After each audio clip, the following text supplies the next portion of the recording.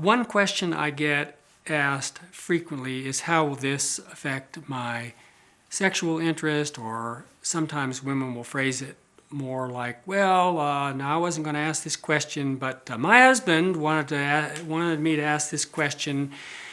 I think my first answer to that is, after we've gone through all of these premenstrual things, I will point out the obvious, which is that none of that is particularly romantic.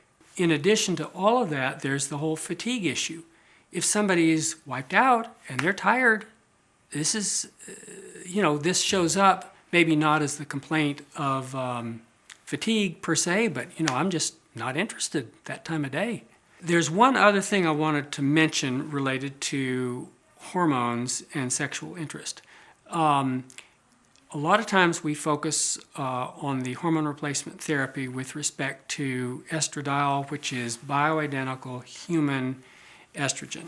Estradiol has a beneficial effect on everything about the female reproductive tract, vaginal tissues, etc., etc.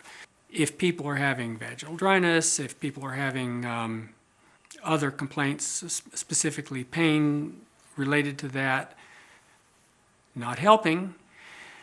But beyond that, sometimes people will say, look, that's not a problem for me. It's just that no interest. And my husband and I get along and happy with you. It's just not there. There is another component that comes from the ovary that most people don't realize, that there is a small amount of testosterone that is put out by the ovaries. And sometimes that is somewhat deficient.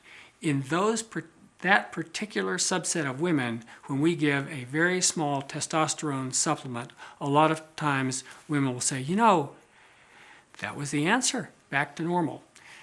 Exactly how to give the testosterone, in what modality to give it, and when to give it is a good question. We specialize in this. It's a little bit longer of an answer that I can give on this video, but if that is an issue, we can certainly take care of it, and we would love to talk to you about it.